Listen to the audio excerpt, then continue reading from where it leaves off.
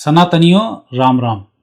ये वीडियो बहुत ख़ास होने वाला है और उसके पीछे कारण है कि अब आने वाले समय में आपके पक्ष समक्ष बहुत सारी चुनौतियां आने वाली हैं। अब आपके परीक्षा का समय भी है। आप एक हैं तो सेफ हैं, ये आपने सुन ही रखा है। और अब यदि आप टूटे तो अब आप फूटे। अब आपका कोई कुछ बचाने वाला नहीं आएगा यदि आपने संयम और नियम से काम नहीं लिया। अब मैं आपको जियोपॉलिटिक्स में भारत के साथ स्थिति क्या हुई, क्या रहा, उसकी मैं आपसे इस वीडियो में पूरी चर्चा करूंगा। सबसे पहले तो ये है कि भारत में जो भारत को आज़ादी प्राप्त हुई है, ये आज़ादी इसलिए प्राप्त हुई है कि भारत को आने वाले 50 साल के बाद वापस गुलाम बनाया जा सके। उसमें वामपंथियों की बहुत बड़ी भूमिका थी, सोवियत संघ की और चीन की और ब्रिटेन की। ब्रिटेन तो चाहता था वापस हम इसको गुलाम बनाए, क्योंकि यहाँ जैसी धन संपदा उसे दुनिया में कहीं नहीं मिली और इस तरीके से उसने लूटा, लगातार वो लूटता चला गया। तो पहला तो यही है कि आपको गुलाम बनाने के लिए बनाया गया। दूसरे, यहाँ के जो प्रधानमंत्री जवाहरलाल नेहरू बनाए गए, ये भी उन्हीं के गुलाम थे जो आपको लगातार नुकसान पहुँचाते रहे। वो भारत को नुकसान कैसे हो, तो मुस्लिमों के माध्यम से भारत को नुकसान पहुँचाया जाए, मुस्लिमों की जनसंख्या को लगातार बढ़वाया जाए, भारत की डेमोग्राफी को चेंज किया जाए। ये 1947 में डिसाइड हो चुका था। और आपने देखा भी कि 1950-53 आते आते जवाहरलाल नेहरू ने इतने सारे नियम कायदे बना दिए कि हम भारतीयों के लिए ही भारत सुरक्षित नहीं रहा। मतलब हिंदुओं की भूमि को खत्म करने की प्लानिंग वहां से कर दी गई। और यही नक्शे उनके कहने पर भी आपको समझ में आना चाहिए कि जब मनमोहन सिंह ने एक स्टेटमेंट दिया था कि पहला हिस्सा मुसलमानों का है, जबकि पहला हिस्सा मुसलमानों का है वो तो उस दिन ही उसे मिल गया था जिस दिन भारत आज़ाद हुआ था। और पाकिस्तान के रूप में एक एक इंच भूमि और एक एक पैसा जवाहरलाल नेहरू और महात्मा गांधी ने उन्हें प्रदान कर दिया था। तो उस हिस्से की बात तो अब इस हिस्से की बात नहीं आती, क्योंकि इनका हिस्सा इन्हें मिल चुका है। तो ये यहाँ सिर्फ महात्मा गांधी के कहने पर कि मुझे बच्चों की याद आएगी, मैं बड़ा परेशान रहूँगा, उस चक्कर में कहा ठीक है भैया तुम रह लो यहाँ पर। तो बात तो यहाँ पर ये आई। दूसरा, फिर एक कालखंड आया जबकि भारत में हिंदुओं की पॉपुलेशन को कैसे कम किया जाए, तो यहाँ पर बच्चे दो ही अच्छे का नारा दिया गया और उसमें इंदिरा गांधी के द्वारा हिंदुओं की नसबंदी यहाँ पर कराई गई। करोड़ों हिंदुओं की नसबंदी को उसमें करा दिया गया, जबकि मुस्लिम संप्रदाय को इससे अलग रखा गया।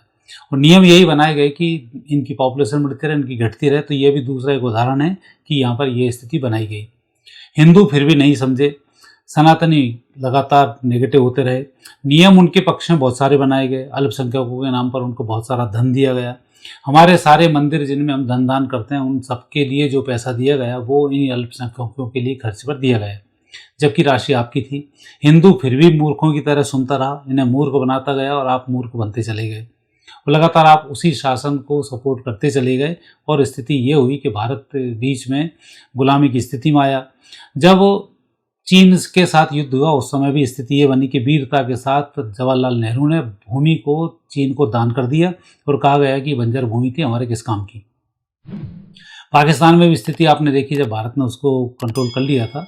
हालांकि ये जरूर था कि उस समय में अमेरिका का इतना दबाव था कि मजबूरी में इंदिरा गांधी को उनके लोगों को छोड़ना पड़ा, लेकिन उस समय में कुछ भी आप नेगेटिव कर सकते थे यदि आपके अंदर मादा होता तो ये स्थिति भी यहाँ पर रही कि गुलामी के एक लक्षण में आपको और बताया। वैसे तो आप इतिहास पढ़ेंगे तो बहुत से ऐसे लक्षण दिखाई देंगे कि इस कांग्रेस ने लगातार भारत को गुलाम बनाने के लिए नए नए नियम बनाए और हिंदुओं को कमज़ोर करने के लिए बहुत सारे हथकंडे अपनाए।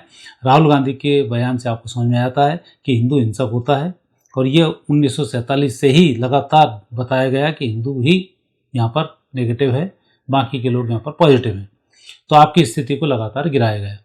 अब कुदरत ने कुछ पलटा मारा, क्योंकि मैं हर बार बात करता हूँ कि कुदरत अपने हिसाब से सारी व्यवस्थाएं करती है। इन सब की पोल खुल गई, चारों खाने चित हो गए। अभी राहुल बाबा एक किताब लेके आए थे जरा सी, तो 50 किताबें उनके खिलाफ आ गई। तो उन्होंने ये चमत्कार देख लिया और अभी ना वो असम चुनाव में दिख रहे हैं, ना तमिलनाडु में दिख रहे हैं, कहीं दिख रहे हैं। अब वो घूमते फिर रहे हैं चुपचाप। तो एक स्थिति ये हुई। लेकिन अब जो खतरनाक स्थिति है वो खतरनाक स्थिति बनने वाली है डीप स्टेट के माध्यम से, जब अमेरिका सब कुछ हार चुका, कुछ नहीं कर पा रहा है।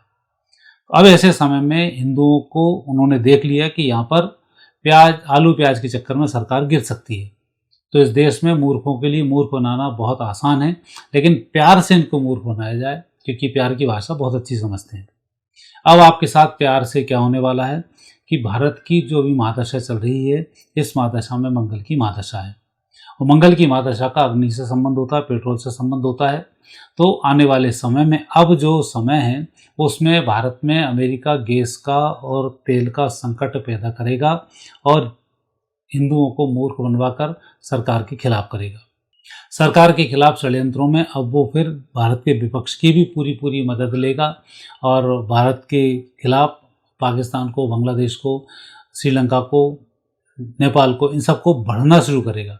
क्योंकि ये देश है एक तरीके से जैसे मुंह के अंदर जीभ रहती है चारों दांतों के अंदर, सब तरफ चारों तरफ दांत होते हैं, तो ऐसा ही भारत के साथ भी है कि चारों तरफ इस तरीके के लोग हैं कि हमें अकेले सुरक्षित रहना बहुत मुश्किल जाता है। फिर भी हम जैसे तैसे अपने सनातन के मूल्यों का पालन करते हुए, सबके साथ सबके विकास को करते हुए हमने अपने आप को सुरक्षित रखा। लेकिन जब ये स्थिति, अब जो समय आया है, उस समय में अब आपके लिए चुनौतियां बहुत सारी आने वाली हैं। पहला तो जातिगत रूप से लगातार भड़काया जाएगा, जातियों में भारत को बांटने का प्रयास कराया जाएगा, विपक्ष लगातार हंगामे करेगा, महिलाओं और बच्चों को इस उपद्रव में आगे किया जाएगा और सरकार को लाचार किया जाएगा कि आप कुछ ना करें, चुपचाप आप बैठे रहें। ऐसे समय में कोई भी ठोस कदम उठाते हैं तो ये सरकार के लिए भी ठीक नहीं होगा, क्योंकि आपने फिर एक गलती कर दी कि जैसे तैसे सरकार एक अच्छी बड़ी बन रही थी, वो भी एक अल्पमत की सरकार आ गई। यदि आडवाणी जी राम रथ यात्रा नहीं निकालते तो आज भारत गुलामी की स्थिति में पहुंच चुका होता। उसके कारण लगातार एक हिंदुओं का, सनातनियों का एक संगठन बनता जा रहा है और ये संगठन पूरी दुनिया को कुछ नया देने के लिए बना है। प्रकृति यही चाहती है कि पूरी दुनिया में सनातन का संदेश फैले। और भारत की भौगोलिक जो स्थिति है उसकी मैं कभी आपसे चर्चा करूंगा। कई वीडियो मूर्ख लोग भेज देते हैं कि भगवान भारत में ही क्यों पैदा होते हैं, तो उसकी मैं आपसे बात करूंगा कि भारत में ऐसा क्यों होता है। लेकिन जब अब जो स्थिति बन रही है वो स्थिति यही बन रही है कि भारत के अंदर बहुत सारे संघर्ष अब पैदा होने वाले हैं।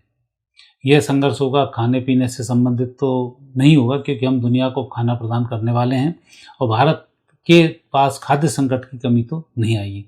लेकिन भारत के साथ अब संकट आएगा गैस का, पेट्रोल का, विद्युत का। जैसे ही युद्ध होगा ये संगठन आएंगे, ये इस प्रकार के जो परेशानी खड़ी होंगी। और इतना विशाल देश है, दुनिया की पॉपुलेशन के हिसाब से बहुत लंबी पोजीशन यहाँ पर बनती है। और एक तबका ऐसा है कि जो सत्यानाश करने पर तुला रहता है, जैसा हमने कोविड के समय में देखा। हमने साक्षात देखा, जब हम कोविड के समय में लोगों को सब्जी भाजी पूड़ी बांटने जाते थे तो लोग ले लेकर रख लेते थे। और हमने वहीं एक जिहादी के घर में देखा कि इतनी सारी पूड़ी कम से कम उसके बाद होंगी 50 से 60 किलो पूड़ी लेके रखना, उनने सत्यानाश करना। व्यक्ति मदद इसलिए कर रहा है भूखे प्यासे को कम दिया जाए, लेकिन उनने ले लेके कलेक्ट करके फेंकना उन्होंने सिद्धांत समझा। तो ये सिद्धांत बहुत ठीक नहीं है। तो ऐसे ही जो भारत में चीज़ें हैं इनका नाश होना शुरू होगा। अभी आपने कुछ दिन देखा कि भारत की विपक्ष ने एक समस्या खड़ी की कि गैस की किल्लत आ रही है। तो आपने देखा कि इन 5 दिन के अंदर पूरा मीडिया, पूरी कंपनियां, सारे लोग गैस के सिलेंडर ले लेके लाइन लगाना शुरू कर दिए। अब कोई नल तो है नहीं कि पानी खोल के टंकी भर देगा, नियम से आती, नियम से जाती। 4 दिन बाद जब लोगों को समझ में आ गया करे तो नियम से गैस घर पर पहुंचेगी, तो अपने आप टंकी वापस लेके घर पहुंच गए। लेकिन उन 5 दिन के अंदर में बखेड़ा खड़ा हो चुका था, भारत की सरकार को चिंता में ला दिया था। लगातार प्रधानमंत्री को, गृह मंत्री को इन पर बयान देने पड़े थे। तो इन 5 दिन के अंदर जब आपके अंदर ये स्थिति है कि इस गैस को नहीं संभाल पाए, तो आने वाले समय में देश के साथ जो चुनौती आने वाली उनका कैसे सामना करोगे। आपको कम से कम ये उन किताबों को पढ़ना चाहिए कि भारत में किस प्रकार से लोगों ने आज़ादी के लिए अपने घर की कुर्बानियाँ दी हैं। एक एक बच्चे को किस प्रकार से मारा गया। जलियांवाले बाग के हत्याकांड को आप याद कर लें कि निहत्तों पर किस तरीके से गोली चलाई भी हिंदुओं ने ही थी, सनातनियों के थ्रू ही नौकरी करवाई, रूनी सिंह ने गोली चलवाई। यहाँ भी ऐसे ही होगा कि आप आपके लोगों के द्वारा ही मारे जाओगे। ये आने वाले समय में डीप स्टेट अमेरिका करने वाला है और इसका आपको डटकर मुकाबला करना पड़ेगा। मुकाबला तभी होगा जबकि अंदर आपकी एकता होगी और आपके अंदर भय नहीं होगा। चावल खत्म हो रहा है, मालूम पड़ा चावल लेके भर दिए, तो इस तरीके से खाद्य संकट पैदा होगा। गैस इकट्ठी लेकर रख ली, तो ऐसा हमें संयम से बहुत काम रखना है, क्योंकि सरकार तो हमारी बहुत अच्छी है और आने वाला जो समय है वो भारत के पक्ष का समय है। आने वाले समय में ये दोनों समुदाय विशेष रूप से अपने आप पर खुद ही बद्दुआएं देंगे, खुद अपना सिर पटकेंगे कि हमने ऐसे देश में जन्म लेकर अपने संप्रदाय को आगे बढ़ाने के बजाय हमने लड़ने झगड़ने का काम किया। सनातनियों के साथ रहकर हम अपने धर्म संप्रदाय की भी बहुत अच्छी उन्नति कर सकते थे।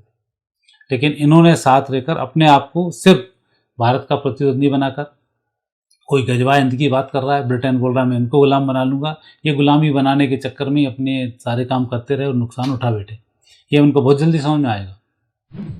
आने वाले समय में मिडिल ईस्ट तो बचने वाला है नहीं, यूरोप पूरा नष्ट होने वाला है, नेटो में फूट डलने वाली है, अमेरिका की धज्जी उड़ने वाली है, इसको कोई भी नहीं रोक सकता। यही होगा जो मैं आपसे बोल रहा हूँ, ये ग्रह योग बताते हैं। लेकिन समस्या है कि हमारे देश में जो संकट आप इन अनजान चीज़ों से लेकर, लोभ से ग्रसित होकर, विपक्षी झूठी बातों में आकर, प्रेस की झूठी बातों में आकर जो समस्याएं खड़ी करेंगे, वो समस्याएं बहुत ठीक नहीं होंगी। तो ये वीडियो मेरा आपके लिए इसलिए है कि आने वाले समय में जो मंगल की महादशा चल रही है, मंगल में जो राहु का अंतर आ रहा है, ये अंगारक योग बना रहा है, आपस में बेमनस्य के संकेत दे रहा है, टकराव के संकेत दे रहा है, दूसरे की बातों में आकर आपको परेशानी के संकेत दे रहा है।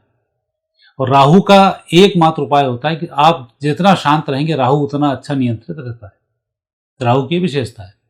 पॉलिटिशियन जितना संवेदनशील होता है, उसकी तरक्की उतनी होती है। जैसे ही वाणी अनियंत्रित होती है, राहु अनियंत्रित होता है, तो वाणी अनियंत्रित करता है और राजनेता का पतन हो जाता है। बहुत सारे राजनेताओं को आप देखेंगे, एक एक स्टेटमेंट में उनका पतन हो गया, और एक एक स्टेटमेंट में ही उन लोगों का भाग्योदय हुआ। ये भी आपने देखा होगा, नहीं होता आप देखें तो आपको मालूम पड़ जाएगा।